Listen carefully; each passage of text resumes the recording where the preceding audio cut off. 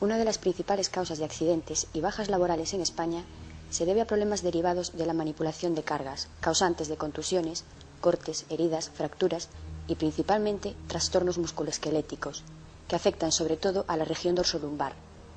Accidentes que generalmente son debidos a los malos hábitos de trabajo y a la adopción de posturas incorrectas. Nuestra columna vertebral constituye el principal soporte de la parte superior del cuerpo, pero además es la encargada de proteger la médula espinal y los nervios que se ramifican al resto del cuerpo.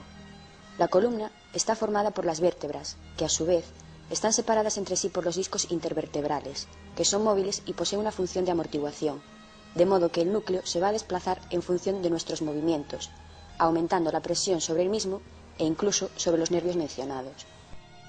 Cuando cogemos un peso con una postura incorrecta, es decir, sin doblar las rodillas, se aumenta la presión en la región lumbar y, por lo tanto, aumenta también el riesgo de lesiones. Es el caso de la conocida hernia discal, que tiene lugar cuando la presión es tan elevada que provoca la ruptura del núcleo gelatinoso.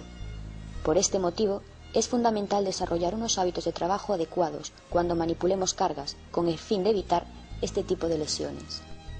En general, se considera que cualquier carga mayor de 3 kilos puede conllevar un riesgo dorsolumbar no tolerable cuando se manipula en condiciones desfavorables. Asimismo, se establece el peso máximo que no debe ser superado en 25 kilos, siempre y cuando se den unas condiciones ideales de manipulación. En el caso de que dicha carga deba ser manejada por trabajadores mayores, jóvenes o mujeres, el peso máximo será de 15 kilos. Solo en condiciones especiales podría permitirse manipular cargas de hasta 40 kilos, siempre y cuando se trate de trabajadores sanos y entrenados y sean trabajos esporádicos realizados en condiciones seguras. Hay que tener en cuenta que estos pesos máximos se establecen para condiciones ideales de levantamiento, es decir, cuando dicho levantamiento se realiza con la espalda derecha, sin giros ni inclinaciones y con la carga pegada al cuerpo a la altura de los nudillos. Por lo tanto, si levantamos la carga o la alejamos del cuerpo, el peso máximo admisible debe reducirse para disminuir el riesgo de lesiones.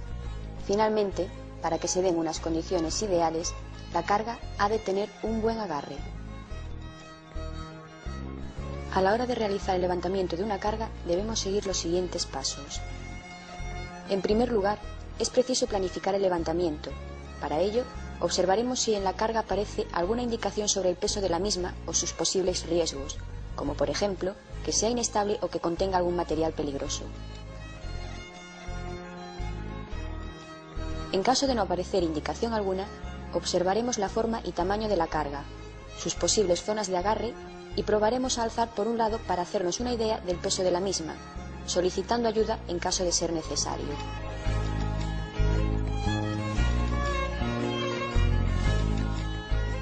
Una vez analizada la carga, procederemos a su levantamiento.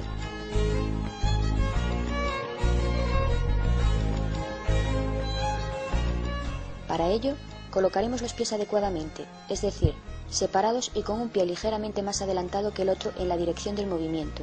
De este modo lograremos una postura estable y equilibrada para realizar el levantamiento. A continuación, doblaremos las piernas, procurando mantener la espalda derecha en todo momento. El objetivo de esta postura es que realicemos el mayor esfuerzo con las piernas, ya que éstas poseen nuestro grupo muscular más potente.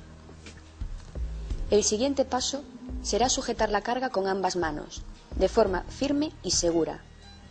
Una vez la carga esté bien agarrada, procederemos a realizar el levantamiento de forma suave mediante la extensión de las piernas.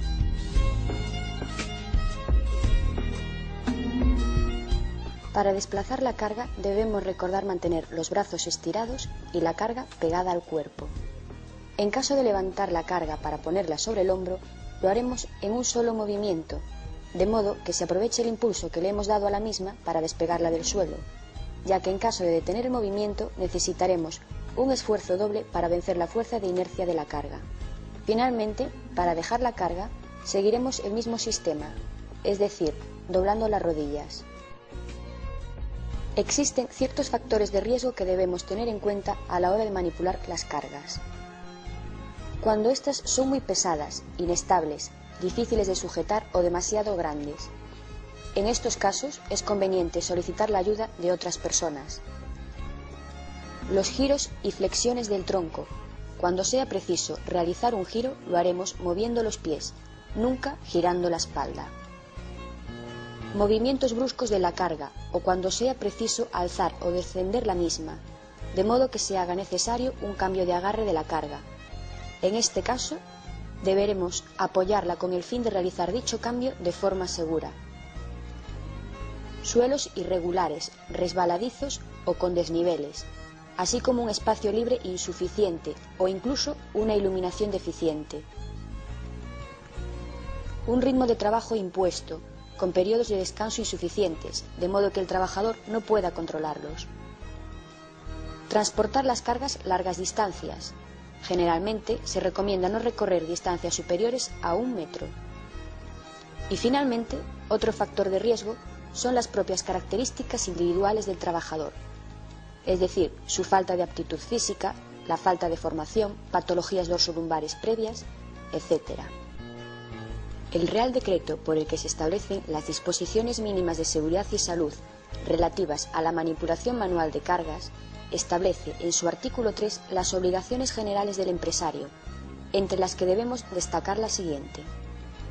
El empresario deberá adoptar las medidas técnicas u organizativas necesarias para evitar la manipulación manual de cargas, en especial mediante la utilización de equipos para el manejo mecánico de las mismas, sea de forma automática o controlada por el trabajador. Esto implica que la manipulación manual de cargas solo se debe realizar cuando no sea posible la adopción de otras medidas, como puedan ser la automatización y mecanización de los procesos, de modo que se evite o al menos se reduzca la necesidad de realizar una manipulación manual de las cargas. Una de las opciones para evitar esta manipulación son las ayudas mecánicas. Entre las más utilizadas en la industria tenemos las transpaletas y carretillas automotoras.